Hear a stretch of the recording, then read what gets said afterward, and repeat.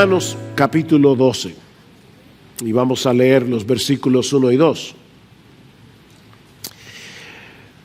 Por consiguiente, hermanos, os ruego por las misericordias de Dios que presentéis vuestros cuerpos como sacrificio vivo y santo, aceptable a Dios, que es vuestro culto racional.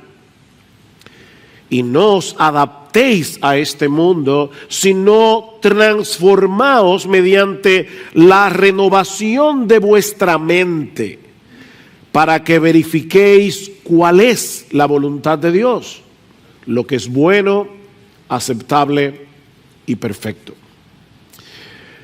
Desde hace aproximadamente año y medio hemos estado exponiendo la carta de Pablo a los romanos versículo a versículo. Ayer, solo por curiosidad, quise verificar cuándo iniciamos esta serie y fue el 14 de abril del 2019. Así que tenemos un año y más o menos 7 meses predicando únicamente de Romanos 1 al 11. Pero en la mañana de hoy hemos llegado a lo que podríamos llamar la bisagra de la carta, porque hay un giro aquí desde la parte doctrinal a la parte práctica. En los primeros 11 capítulos, Pablo ha venido explicando con todo lujo de detalles en qué consiste el Evangelio, las buenas nuevas de salvación en Cristo para todo aquel que cree. Pablo introduce su carta mostrándonos a partir del capítulo 1, versículo 18, hasta el capítulo 3, versículo 20, cuál es la condición espiritual de toda la raza humana que hizo necesaria esa monumental, sorprendente, extraordinaria obra de salvación que Dios llevó a cabo por medio de la persona y la obra de nuestro Señor Jesucristo. Y actuando como una especie de fiscal general de la humanidad, Pablo va presentando su caso, argumento tras argumento, hasta llevarnos a su conclusión en el capítulo 3, versículo 10, donde él dice que en el mundo entero, no hay justo ni aún uno, no hay quien entienda, no hay quien busque a Dios. Todos se desviaron, a una se hicieron inútiles, no hay quien haga lo bueno, ni siquiera uno. Y ese es el argumento de Pablo citando el Antiguo Testamento. O sea, que es Dios el que da ese veredicto. Somos pecadores rebeldes, merecemos la condenación de Dios por causa de nuestros pecados. Pero mis hermanos y amigos que están aquí en esta mañana, es sobre ese fondo negro de nuestra condición espiritual que el diamante del Evangelio brilla en todo su esplendor. La buena noticia que el Evangelio anuncia es que Dios no nos dejó en esa condición de miseria, en esa condición de condenación, sino que proveyó a través de Cristo un Salvador que nos libra del pecado y que nos libra de todas las consecuencias del pecado. Dios, el Hijo, la segunda persona de la Trinidad, se hizo hombre, vivió una vida de perfecta obediencia a la voluntad de su Padre y luego murió en una cruz como un criminal para pagar por todos nuestros pecados. Él recibió sobre sí mismo voluntariamente toda la ira de un Dios perfectamente santo, perfectamente justo, toda la ira que tú y yo merecemos por causa de nuestros pecados. Eso fue lo que vimos desde la mitad del capítulo 3 hasta el capítulo 5 de la carta.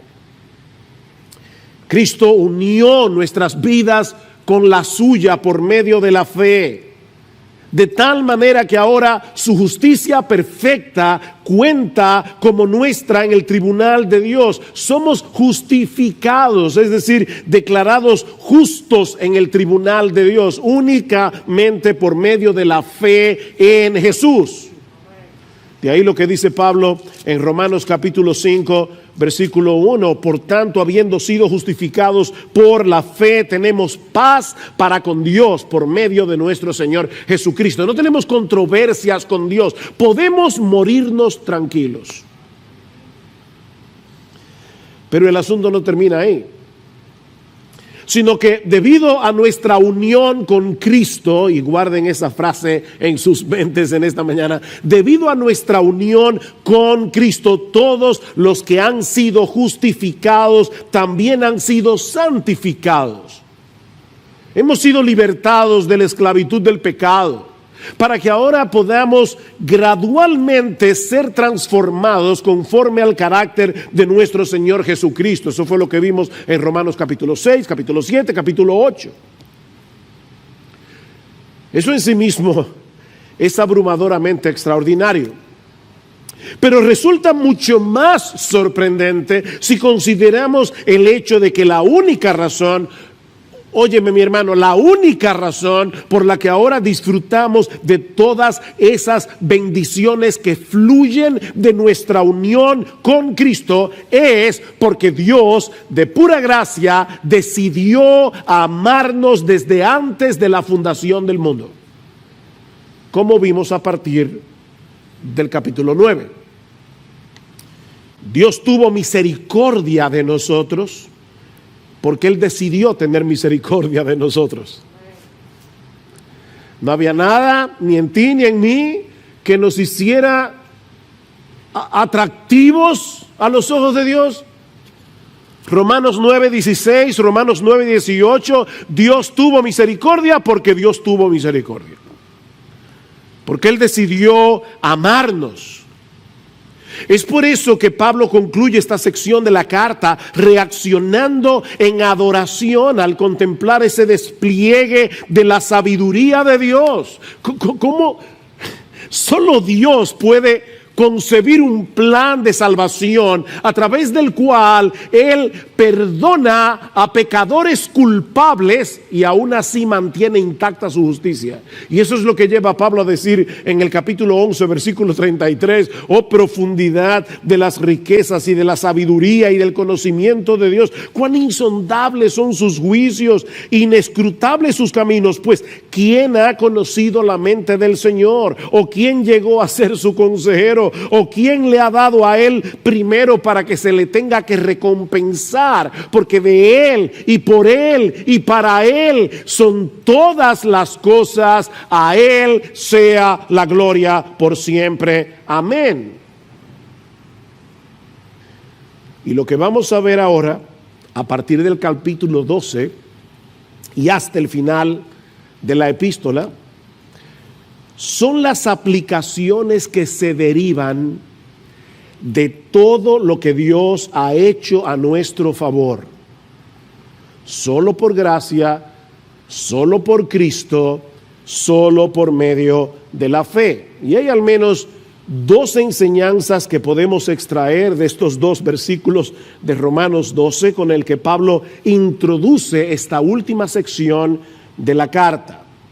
La primera es que la vida cristiana práctica, porque recuerden, ahora vamos a ver las aplicaciones. La vida cristiana práctica se construye sobre el Evangelio. O si quieren ponerlo en las palabras de Pablo, la vida cristiana se construye sobre las misericordias de Dios. Vean una vez más el versículo 1. Por consiguiente, o como dice la Reina Valera del 60, así que, hermanos, os ruego por las misericordias de Dios que presentéis vuestros cuerpos como sacrificio vivo y santo, aceptable a Dios, que es vuestro culto racional. Esta exhortación no aparece en un vacío, ni todas las que vamos a ver a partir de ahora en la serie de Romanos, no son exhortaciones que aparecen en un vacío. Están relacionadas con todo lo que Pablo ha venido hablando del Evangelio en los primeros 11 capítulos de la carta. Primero el Evangelio, luego las exhortaciones. Y en este caso, mis hermanos, el orden de los factores sí altera el producto. Sí altera el producto. No podemos comenzar exhortando a las personas a que se comporten de cierta manera sin antes decirles lo que Dios ha hecho a nuestro favor en Cristo para hacer posible ese cambio radical en nuestras vidas. Primero el Evangelio, luego las exhortaciones. Mis hermanos, ese es el problema de los moralistas. Nosotros somos cristianos, no moralizadores. El problema de los moralistas es que sus exhortaciones a una vida buena no tienen ninguna base que la sustente. Los moralistas ponen el caballo detrás de la carreta, cuando debería ser delante, ¿verdad? Para que mueva la carreta. Los moralistas ponen el caballo detrás. De hecho, es interesante notar que en los primeros 11 capítulos de Romanos, los cuales suman en total 315 versículos, cuéntalos si quieres, 315 versículos, allí solo aparecen 6 exhortaciones o mandatos. 6 mandamientos en 315 versículos. Pero a partir del capítulo 12 encontramos una exhortación tras otra sobre cómo vivir a la altura de nuestra nueva identidad en Cristo. De hecho, solo en el capítulo 12 hay 20 exhortaciones, más del triple que en los 11 capítulos anteriores.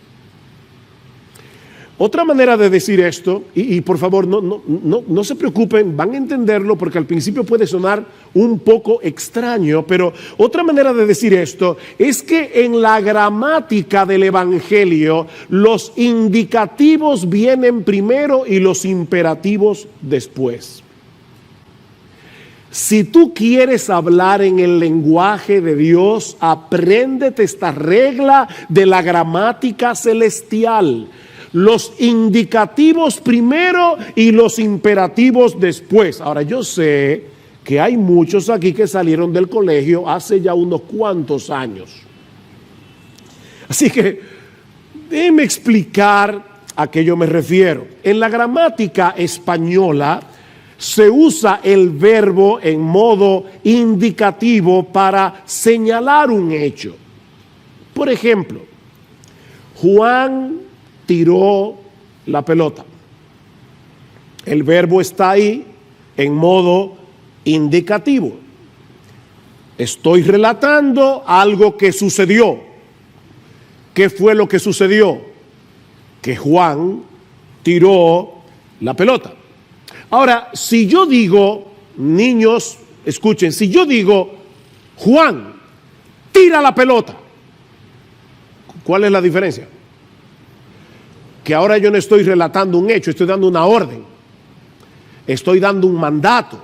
En ese caso, el verbo está en modo imperativo. Bueno, lo que estamos diciendo, mis amados hermanos, es que en el Evangelio los hechos de nuestra redención en Cristo vienen primero. Los imperativos, exhortaciones, mandatos que se derivan de esos hechos vienen después. Esa es la gramática de Dios. El Evangelio contiene exhortaciones, de hecho lo vemos en nuestro propio texto de hoy en la mañana, pero como bien señala el teólogo escocés Sinclair Ferguson, estas exhortaciones se encuentran enraizadas en el rico suelo de la gracia.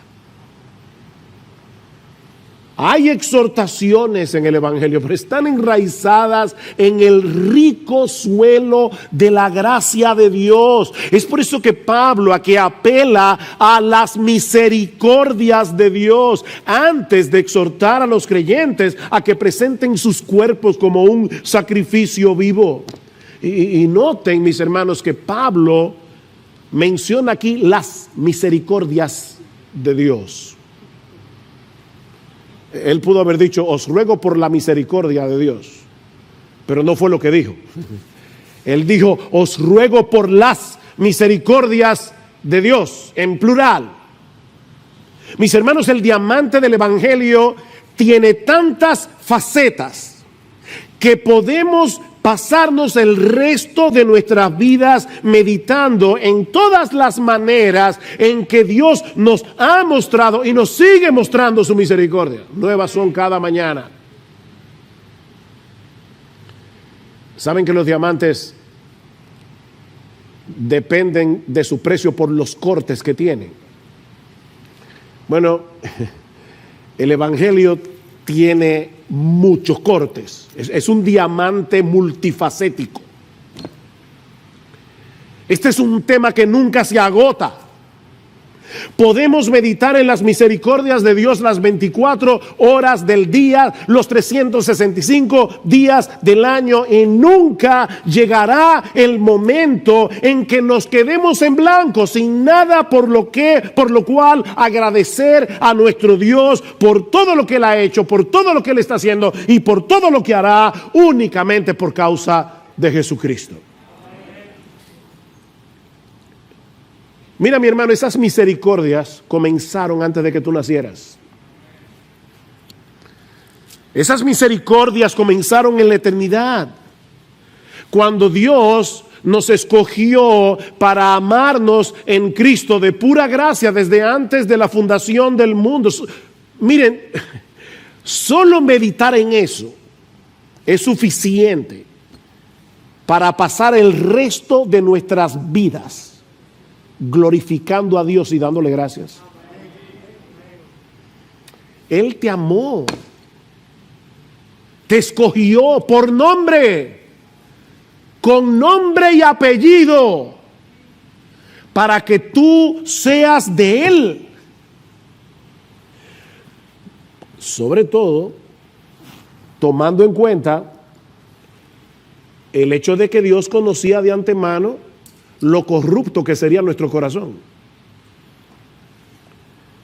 Dios sabía de antemano, cuando nos escogió, que nosotros no lo íbamos a escoger a Él naturalmente. Y sabía de antemano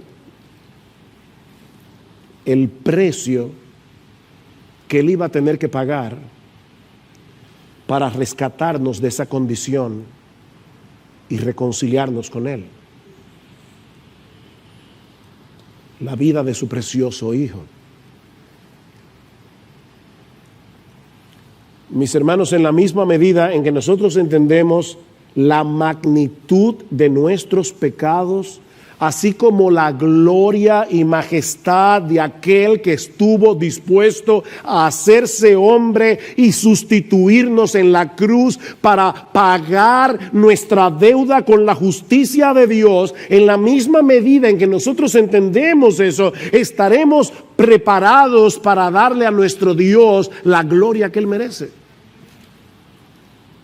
Esa es la meta final de nuestra salvación.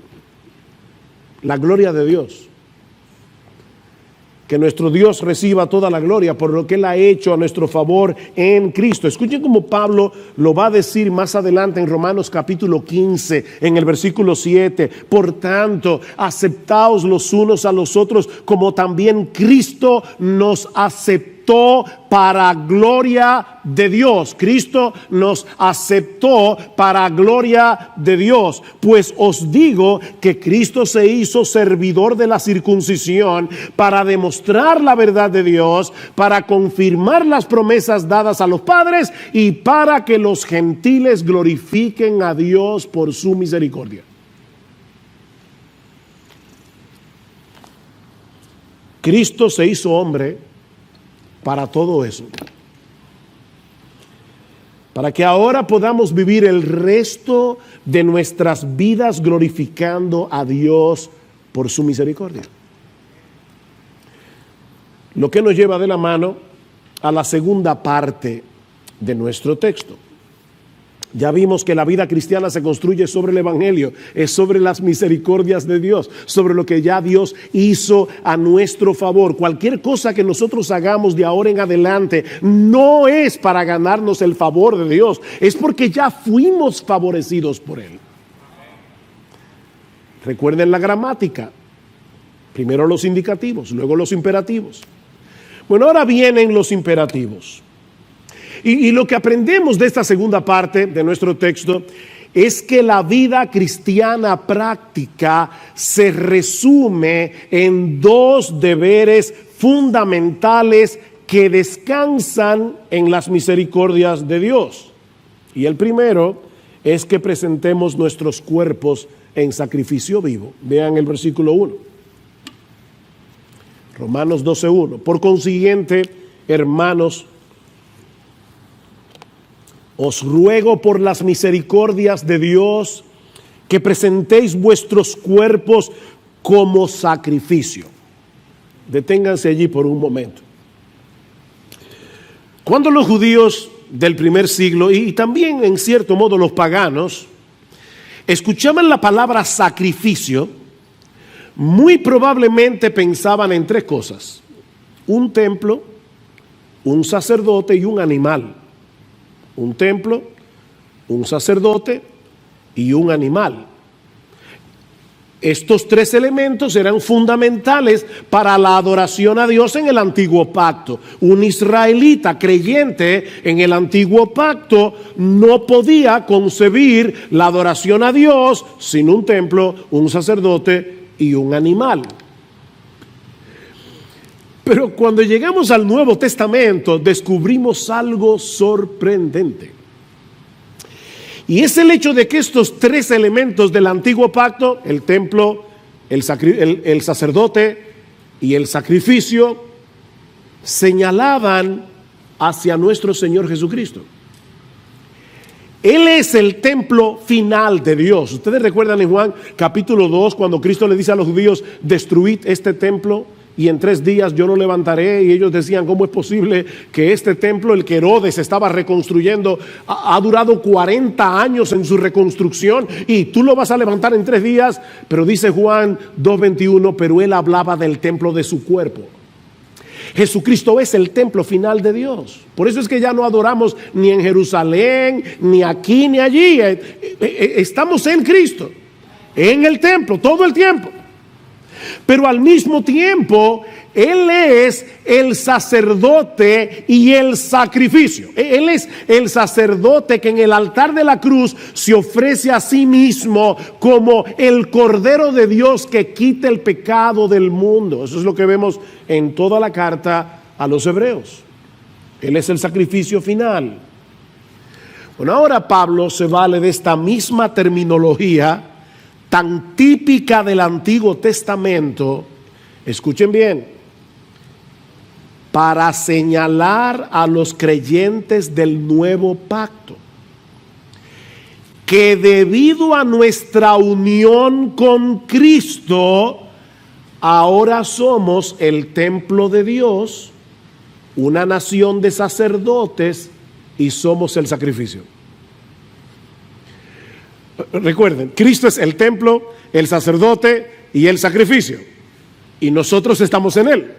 Así que por causa de nuestra unión con Cristo, nosotros somos el templo, nosotros somos los sacerdotes y nosotros somos el sacrificio. Vean lo que dice en Primera de Pedro capítulo 2 versículo 4 al 5, y ese texto es importante porque usa palabras muy similares a las de Romanos 12:1. Dice Pedro: viniendo a Él como una piedra viva, desechada por los hombres, pero escogida y preciosa delante de Dios, también vosotros como piedras vivas, sed edificados como casa espiritual, el templo, para un sacerdocio santo, para ofrecer sacrificios espirituales aceptables a Dios por medio de Jesucristo. ¿Ven? Somos el templo, los sacerdotes y el sacrificio. Solo que ahora ese sacrificio no tiene nada que ver con el perdón de los pecados, sino con nuestra consagración, con nuestra entrega total a Dios por lo que Él ya hizo en Cristo para perdonar nuestros pecados. Nosotros no hacemos sacrificios para el perdón de los pecados. Eso lo hizo Jesús. Por eso es que Pedro dice que nuestros sacrificios espirituales son aceptables a Dios por medio de Jesucristo. De manera que el sacrificio del que Pablo está hablando en Romanos capítulo 12, versículo 1, mis amados hermanos, es la entrega de todo nuestro ser como una manifestación de nuestra gratitud hacia Dios por todas sus misericordias. En vez de traer un animal para ser sacrificado como hacían los israelitas en el Antiguo Testamento, nosotros somos el sacrificio. Ese es el culto, dice Pablo al final del versículo 1, que ahora rendimos a Dios, la presentación de nuestros cuerpos como un sacrificio vivo. Hay una obsesión ahora con el cuerpo. Y eso no es nuevo, los griegos tenían esa misma obsesión. Una obsesión, los gimnasios son el nuevo templo de hoy, donde las personas van a adorar. Y yo no digo que todo el que vaya a un gimnasio va por eso. Yo estoy diciendo simplemente que hay personas que usan los gimnasios como un templo de adoración a su propio cuerpo. Hay una obsesión con el cuerpo. Y lo que Pablo está diciendo es, sí, toma ese cuerpo y sacrifícaselo a Dios. Esa debe ser tu obsesión. No las libras. El sacrificio, la consagración. Mis hermanos, la verdadera adoración en el nuevo pacto no consiste en algo que hacemos en un lugar determinado, en un día de la semana. Es la entrega total de todo nuestro ser con la determinación de hacer todo lo que hacemos para la gloria de Dios. Adorar a Dios no es algo místico. Estoy aquí.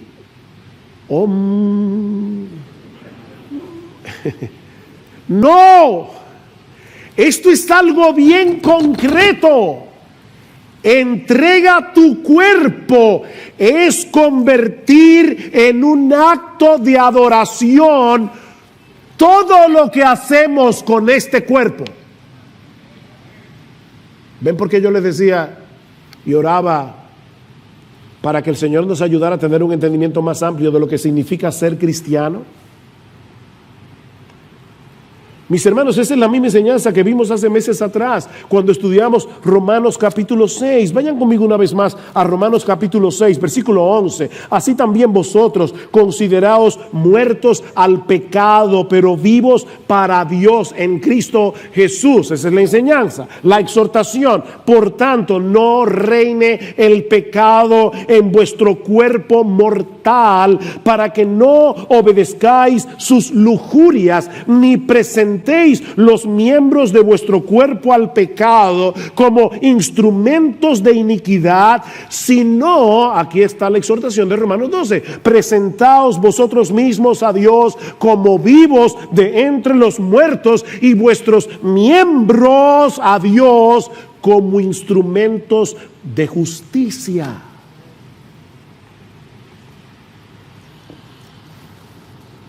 Dice John Piper, lo que esto significa es que tú vas a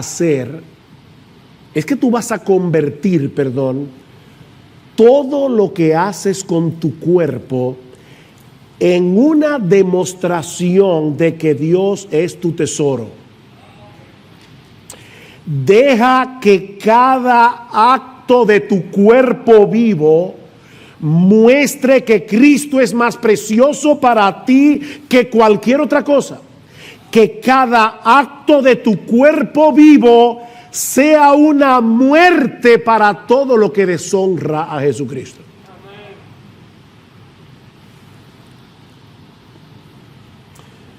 La razón por la que Pablo nos exhorta a presentar nuestros cuerpos, los evangélicos hablamos mucho de entregar el alma.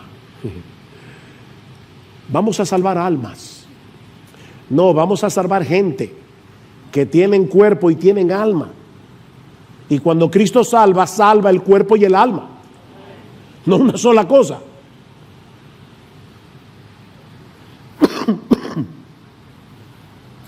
La razón por la que Pablo nos exhorta a presentar nuestros cuerpos en sacrificio es por el hecho de que es a través de nuestros cuerpos que nosotros hacemos lo que hacemos.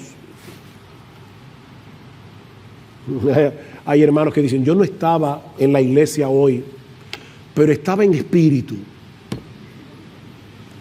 Mira, olvídate de eso. Nosotros no somos espiritistas, no vengas en espíritu.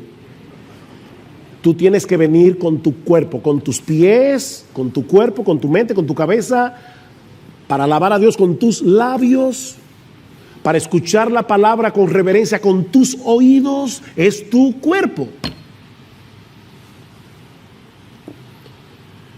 Es con nuestros cuerpos que nosotros pecamos. Y es con nuestros cuerpos que servimos a Dios. Y lo que Pablo nos está diciendo tanto en Romanos 6 como en Romanos 12:1 es que ese mismo cuerpo que antes habíamos entregado por completo al pecado, ahora que hemos recibido las misericordias de Dios, debemos entregarlo por entero al servicio de Dios como un acto de adoración.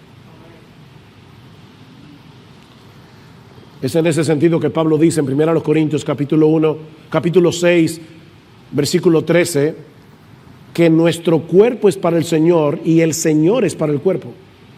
Nuestro cuerpo es para el Señor y este cuerpo ahora es templo del Señor.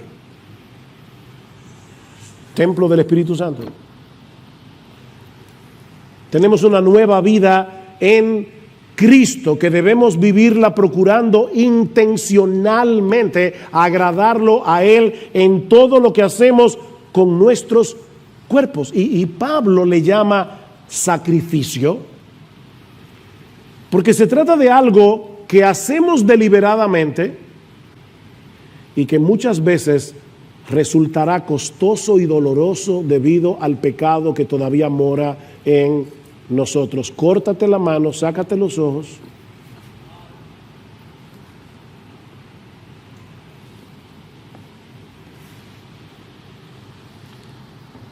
Y miren, mis hermanos, contrario a lo que mucha gente piensa, esta no es una entrega que se hace una sola vez. Ciertamente, todos nosotros nos entregamos a Dios en el momento de nuestra conversión. Pero constantemente debemos recordar que nuestros cuerpos no nos pertenecen.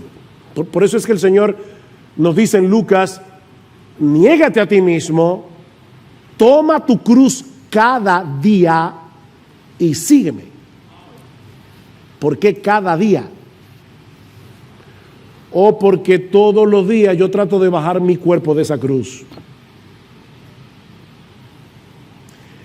Constantemente debemos recordar que este cuerpo es el instrumento con el que ahora adoramos a Dios, procurando su gloria en todo lo que hacemos, ya sea que estemos aquí congregados como iglesia o en nuestros lugares de trabajo o compartiendo con nuestra familia en casa o en nuestro tiempo de ocio.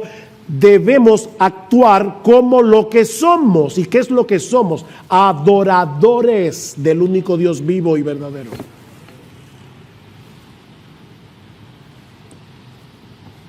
Alguien decía, me encanta esto, adorar es vivir tu vida de tal manera que por lo que dices, lo que piensas, lo que sientes, lo que haces con tus brazos, con tus labios, con tus ojos, con tus piernas, con tus manos, todo demuestra que Él es más valioso que cualquier otra cosa. Eso es adorar. Y en ese sentido yo pienso, mis hermanos, que debemos tener cuidado al decir que nosotros venimos a la iglesia a adorar a Dios. Ahora, no me malentiendan. Nosotros venimos a la iglesia a adorar a Dios. Eso es verdad. Pero yo creo que sería más preciso decir que nosotros venimos a la iglesia a continuar adorando. Eso es más preciso, porque supuestamente eso era lo que estábamos haciendo todo el resto de la semana. La diferencia es que ahora lo estamos haciendo como pueblo de Dios, en la presencia especial de Dios, en el día del Señor. Lo que ocurre en este lugar cada domingo debe ser una extensión de esa vida que vivimos el resto de la semana para la gloria de Dios. Somos adoradores que nos reunimos una vez a la semana juntos como iglesia para adorar. Pero éramos adoradores antes de llegar aquí.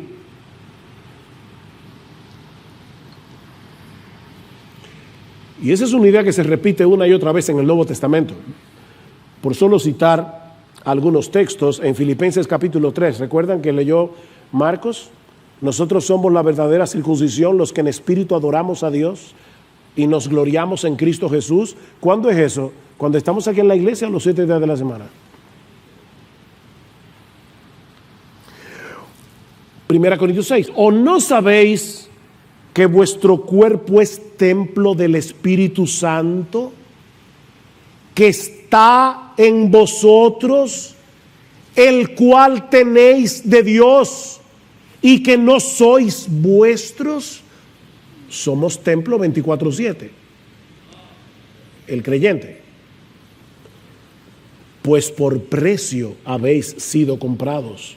Por tanto, glorificad a Dios en vuestro cuerpo y en vuestro espíritu, los cuales son de Dios.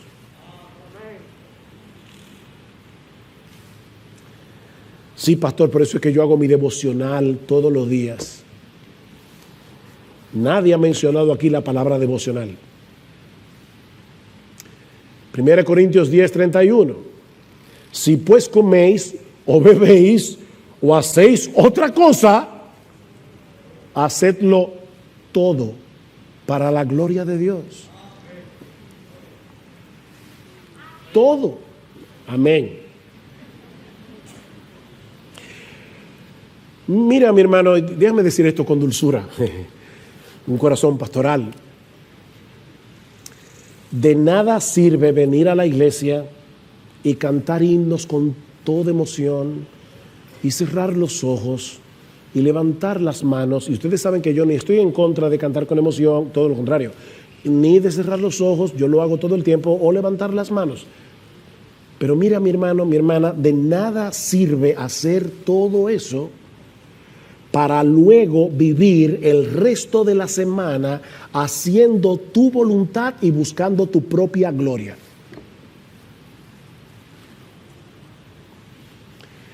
La verdadera adoración es un estilo de vida. Es un estilo de vida. Ya que Dios nos compró para Él, debemos presentar nuestros cuerpos como sacrificio vivo y santo. Es decir, lo contrario a lo que hacíamos cuando éramos inconversos, que usábamos los miembros de nuestros cuerpos para pecar contra Dios, para vivir de espaldas a Dios. Ese sacrificio, dice Pablo, es aceptable a Dios. Y eso parece que está de más. Pero Pablo quiere enfatizar el hecho de que nuestra meta en la vida ha sido reorientada. ¿Tú viste eso? Nuestra meta en la vida en el momento de la conversión fue reorientada radicalmente. En vez de procurar agradar a los demás, en vez de procurar agradarte a ti mismo, nuestra meta es agradar a Dios. Y todo lo que hagáis, sea de palabra o de hecho, hacedlo todo en el nombre del Señor Jesús, dando gracias a Dios Padre por medio de Él. Si lo que vas a hacer, tú no puedes hacerlo en el nombre de Jesús, ni dándole gracias a Dios por eso que tú vas a hacer, no lo hagas. No lo hagas.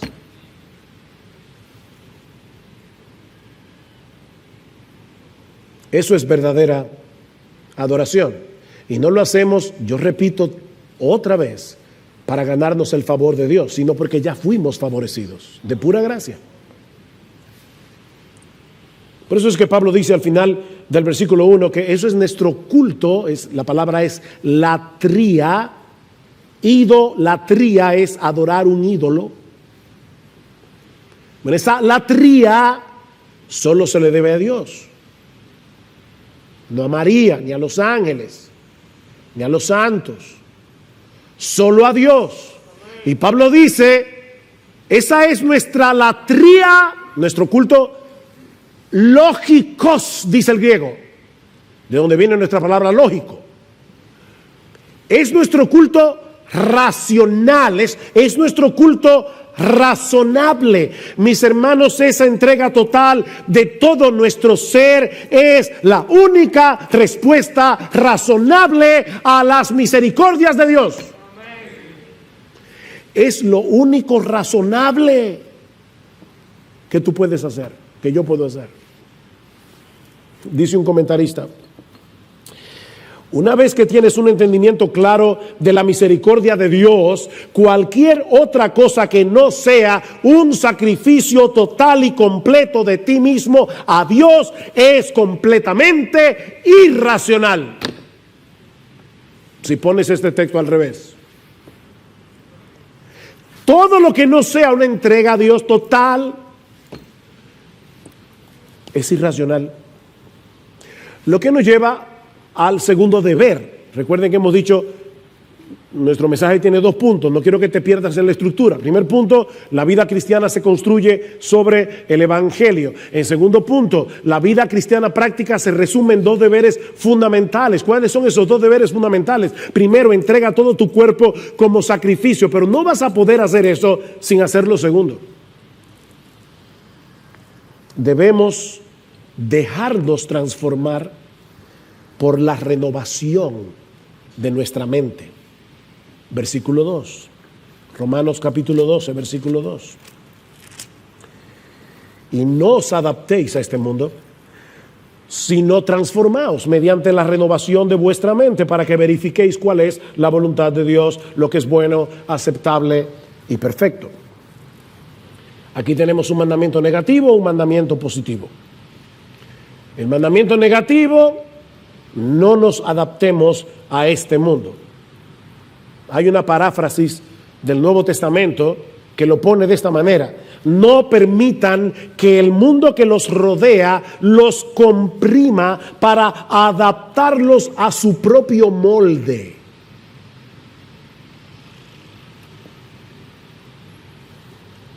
Este mundo tiene un sistema de valores y de prioridades totalmente contrarios a Dios, y no es un mundo pasivo. Este sistema mundano en el que nosotros vivimos, cuando hablamos del mundo aquí, no nos estamos refiriendo al planeta Tierra, nos estamos refiriendo a ese sistema de maldad que impera en este mundo y que es contrario a Dios.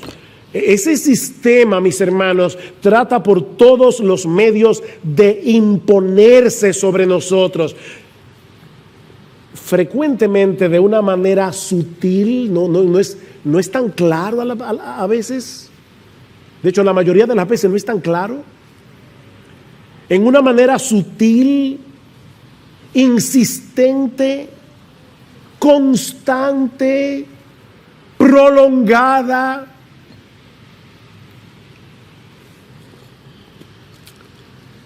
Una vez alguien le dijo a una hermana: mayor de la iglesia, no de esta, no iglesia, no sé dónde. Era una señora muy bondadosa. Y alguien le dijo, usted es tan bondadosa y siempre trata de encontrarle el lado bueno a los demás, que hasta al diablo usted le encontraría algo bueno. Y dice ella, sí, su perseverancia. El diablo no se cansa. Él trata y trata y trata y trata y trata y trata de amoldarte a este mundo. Este sistema desprecia lo que verdaderamente tiene valor, la gloria y hermosura de nuestro gran Dios y Salvador Jesucristo, y al mismo tiempo exalta y valora aquello que es pasajero e intrascendente. Lo fútil. Un filósofo árabe, Khalil Gibran, escribió una historia acerca de dos ladrones que idearon la manera más eficaz para poder robarle al pueblo.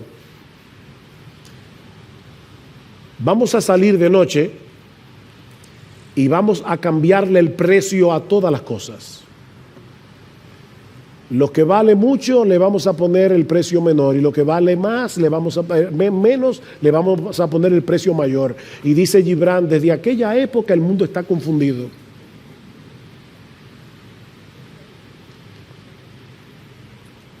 No se están engañando. Y lo que Pablo está diciendo aquí es que debemos rebelarnos contra eso. Rebélate contra ese sistema. No dejes que te arrastren hacia ese sistema de valores. Te están engañando. Te están vendiendo gato por liebre. Te están cambiando espejitos por oro. ¿Y sabes cuál es el problema? Que todos nosotros nacemos ya con ese software instalado, una mentalidad equivocada. ¿Qué dice Pablo en Efesios capítulo 2? Y Él os dio vida a vosotros cuando estabais muertos en vuestros delitos y pecados, en los cuales anduvisteis en otro tiempo, siguiendo la corriente de este mundo, conforme al príncipe de la potestad del aire. Y éramos, Pablo se incluye, éramos por naturaleza hijos de ira, lo mismo que los demás. Tú y yo nacimos con ese software instalado para pensar mal. Nosotros vinimos al mundo con una mente distorsionada, llena de mentiras. Es por eso que necesitamos ser transformados por medio de la renovación de nuestra mente, por medio de la renovación de nuestro entendimiento, que es la parte positiva de la exhortación. Y aquí hay otra cosa gramatical interesante.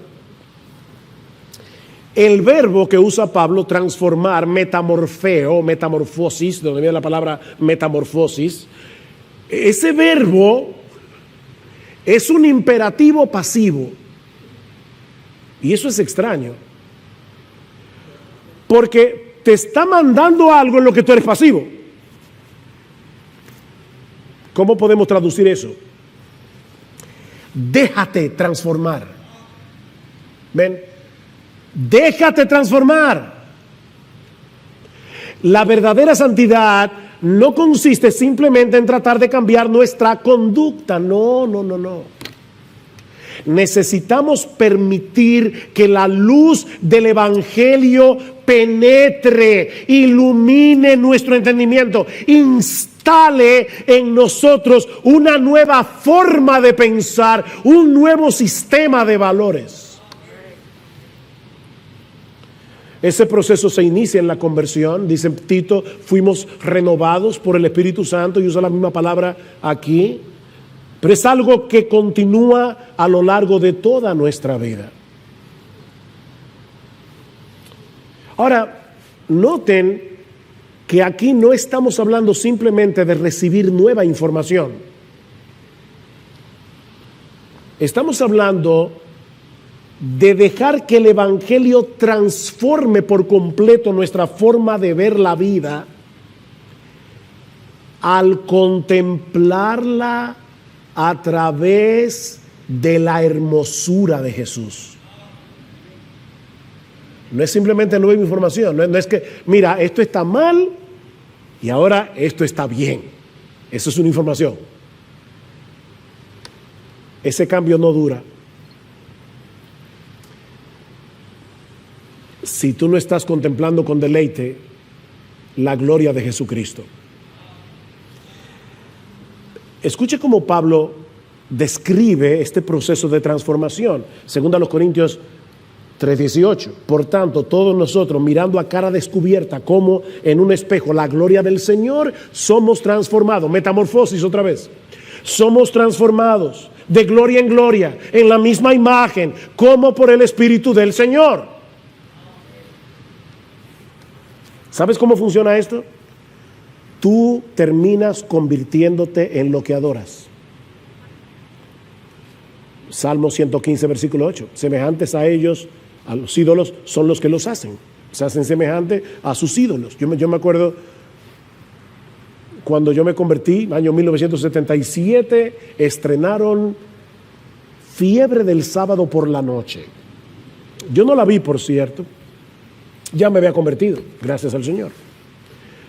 Pero yo decía, ¿y por qué que ahora todos los muchachos andan con esto aquí, ¿cómo se llama esto? La manga de la camisa. Porque así lo usa John Travolta. Y lo grande es que los adolescentes, sobre todo, tienen un afán de ser únicos. Pero yo no soy como todo el mundo, que entonces se hacen como todo el mundo. Es una cosa rara. Por eso le digo que es muy sutil. Pablo continúa diciendo: pero si nuestro evangelio está aún encubierto, entre los que se pierden está encubierto, en los cuales el Dios de este siglo cegó el entendimiento de los incrédulos para que no les resplandezca la luz del evangelio de la gloria de Cristo, el cual es la imagen de Dios. Si tú no puedes ver a Cristo glorioso, mi amigo, es porque el diablo te está cegando. Porque no nos predicamos a nosotros mismos, dice Pablo, sino a Jesucristo como Señor y a nosotros como vuestros siervos por amor a Jesús. Pablo, ¿y por qué tú predicas si acabas de decir que el pecador está ciego? Yo predico porque Dios, que mandó que de las tinieblas resplandeciese la luz, es el que resplandeció en nuestros corazones para iluminación del conocimiento de la gloria de Dios en la faz de Jesucristo. ¿Ves? Lo que Pablo nos enseña en este pasaje es que el mismo proceso que Dios usó en nuestra conversión, abrir nuestros ojos a través de la predicación para que veamos nuestro pecado y para que veamos a Jesucristo como el todo suficiente Salvador, digno de toda gloria, digno de toda admiración. Ese proceso es el que Dios usa en nuestra santificación. El mismo proceso que usó en la conversión es el que usa en la santificación. Viendo su gloria, somos transformados de gloria en gloria. Sinclair Ferguson, otra vez, lo explica de esta manera: en la medida en que la grandeza del evangelio comienza a llenar y a expandir nuestras mentes, mientras llegamos a conocer al Hijo de Dios a través de la palabra de Dios y por el Espíritu de Dios, un proceso de cambio toma lugar en nuestros pensamientos, en nuestros sentimientos, en nuestros deseos y en nuestro vivir. La palabra de Dios y el Espíritu de Dios obran juntos, transformándonos activa y poderosamente.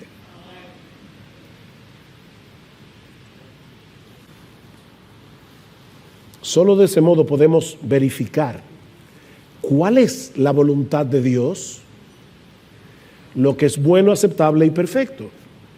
Dice Romanos 12:2. ¿Y qué es lo que Pablo está diciendo aquí?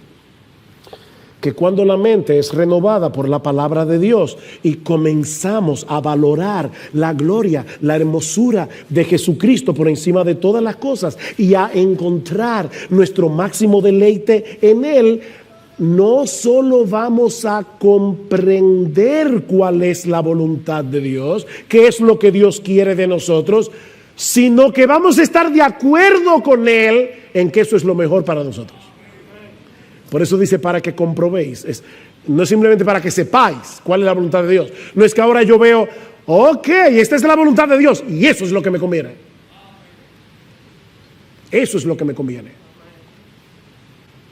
Porque Dios es misericordioso. Él no va a querer para mí nada malo. ¿Ven cómo volvemos a la exhortación del versículo 1? Vamos a querer consagrarnos por entero a Dios porque entenderemos que la verdadera satisfacción y la verdadera felicidad solo se encuentra en nuestra comunión con Él por medio de Cristo, transitando en la senda de su santa y perfecta voluntad. Los mandamientos del Señor son rectos y por eso alegran el corazón.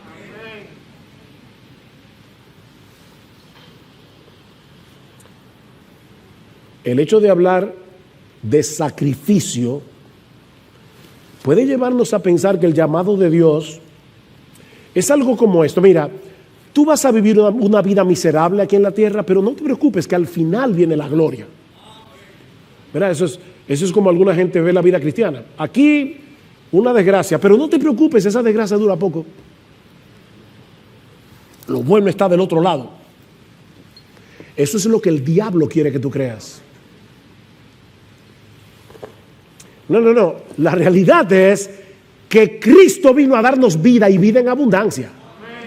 Cristo vino a darnos vida. Una vida que comenzamos a disfrutar aquí y ahora, sí, con las luchas, tentaciones, todo eso, pero que disfrutaremos en toda su plenitud cuando estemos en su presencia, deleitándonos en Él por los siglos de los siglos. Por eso es que Jesús comienza el sermón del monte diciendo, bienaventurados. Y esa palabra, que es una palabra muy rica, que significa floreciente. No simplemente dichoso o feliz, no es mucho más que eso, es floreciente. Cristo vino a resolver lo que el diablo dañó. La vida humana fue diseñada por Dios para florecer, pero el diablo quiere marchitarte. No te dejes engañar. Es el pecado lo que desgracia la vida humana, no los caminos de Dios. De manera que entregarnos por entero a Él, usando estos mismos miembros con los que antes servíamos al pecado para servirle a Él, para buscar su gloria en lo que hacemos, es la única forma razonable de vivir.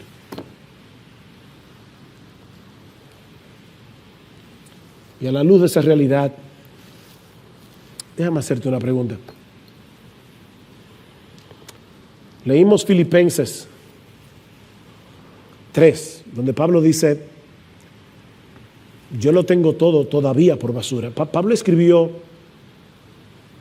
ese libro unos 30 años después de su conversión. Y él está diciendo, cuando yo vi la gloria de Jesús camino a Damasco, todo lo demás para mí se convirtió en basura. ¿Y saben qué? 30 años después lo sigo considerando basura por el incomparable valor de conocer a Cristo.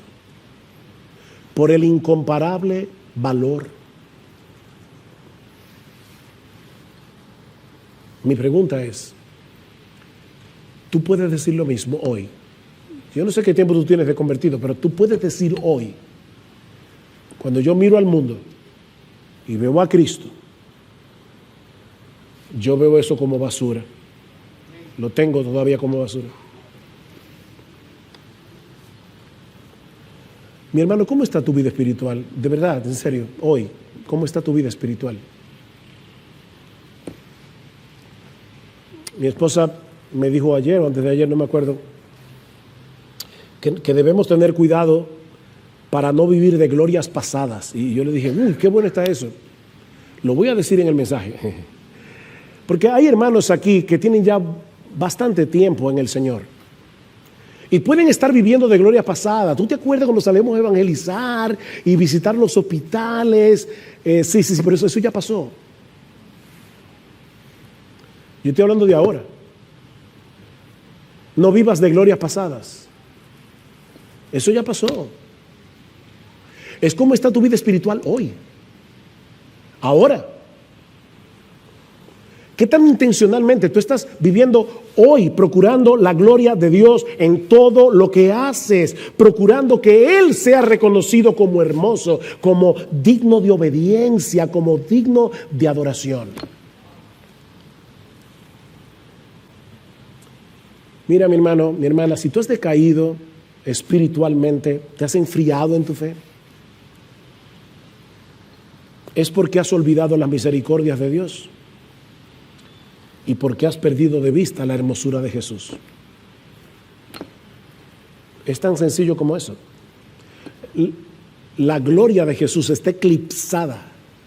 ¿Saben lo que es un eclipse, verdad? Que aquí está el sol, la luna se interpone, ya no veo el sol, ya no veo la luz como la veía antes, el mundo como que pierde su color, se vuelve mustio, gris. ¿Es así como tú ves la vida cristiana ahora? Jesús está eclipsado.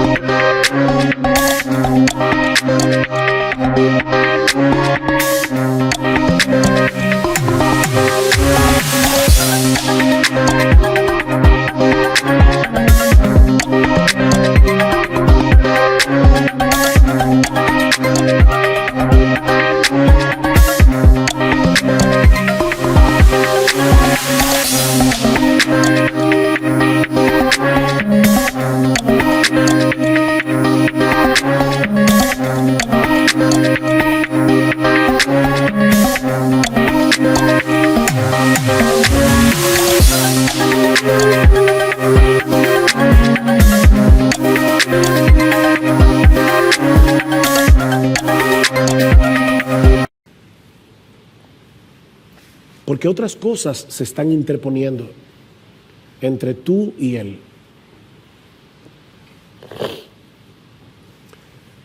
Pero mi hermano, tú no tienes que seguir viviendo en esa mediocridad espiritual. Vuelve a meditar en las misericordias de Dios para contigo. Vuelve a meditar en las misericordias de Dios, en las pasadas, en las presentes. Recuerda, nuevas son cada mañana.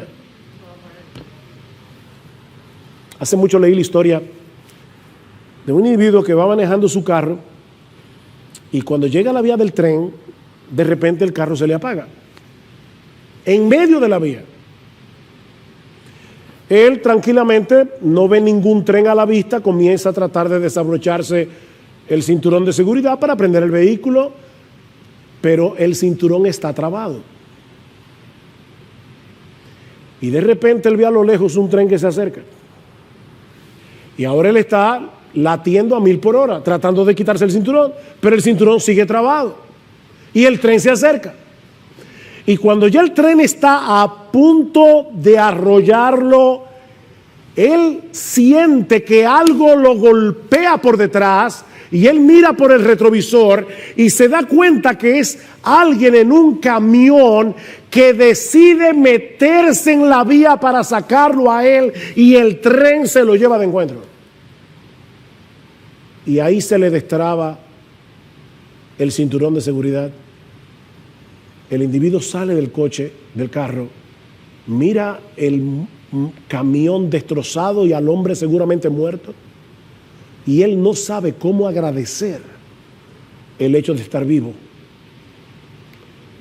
Pero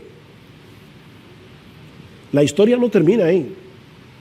De repente le escucha un ruido raro en el baúl del carro, y cuando lo abre se da cuenta que su niño de 5 años jugando se había escondido en el baúl. Y si él había estado agradecido hace 2 minutos, ahora ya él no sabe cómo postrarse y dar gracias por lo que ha sucedido. Mi hermano, lo que yo te estoy diciendo es lo siguiente: cada vez que nosotros venimos a la iglesia y vemos una nueva faceta del evangelio, y vemos una nueva faceta de la hermosura, de la gloria, de la majestad incomparable de nuestro Dios, de las misericordias de Dios, es como si encontráramos niños en el baúl cada domingo, otro niño y otro niño y otro niño. Las misericordias de Dios. Oh, mi hermano, medita en la misericordia de Dios y sumérgete en su palabra. No hay otro remedio. Sumérgete en las Escrituras para que puedas volver a contemplar la gloria de tu Salvador. Porque recuerda que es contemplando su gloria que somos transformados de gloria en gloria en la misma imagen. Como por el Espíritu del Señor. No hay atajos aquí. Cómete este libro. Cómete este libro, pero no buscando más información, sino buscando a Jesús en este libro.